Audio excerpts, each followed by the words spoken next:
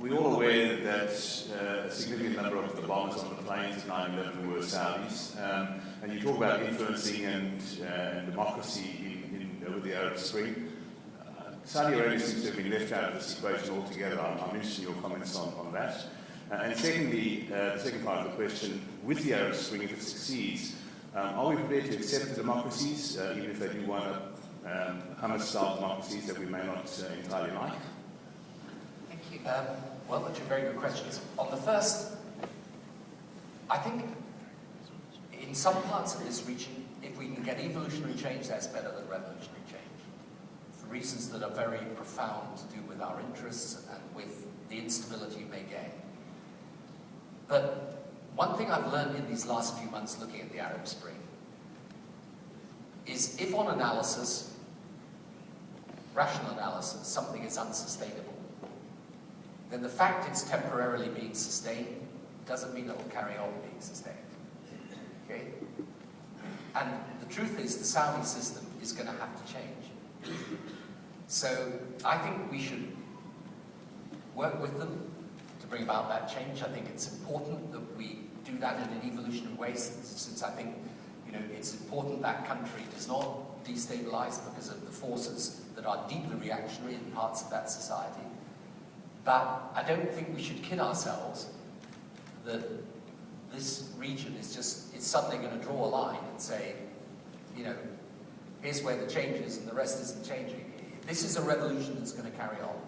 But do you see that the Saudi leadership think that as well, that they've got to change? The king thinks that, which is the reason for introducing the changes he has, appointing the first women ministers, bringing, for example, in the King Abdullah Science and Technology College, making it co-educational. But it's important that the process of change that he set in place continues. Let me put it like that. And I think the other thing is that, so the other part of the question was on the... Sorry, sir, what was the second part of your question? Well, just really on the nature of the democracies that we're prepared to accept. Look, it's very important to realise this. If Hamas win a Palestinian election, we've got to accept that they won the election. On the other hand, what we don't have to accept is that the policies that they then pursue, if they pursue reactionary policies, are the right policies. And this is why it's important that we stand up now in that region and say to them, democracy isn't just about the right to vote. It's really important we get that point across to them. And that we're prepared to stand up and say that. So, my view very strongly is that right at this moment in time, yes, of course, we've got to accept, look, in Egypt, if they elect a Muslim Brotherhood government, they elect a Muslim Brotherhood government. They're electing the government, not us.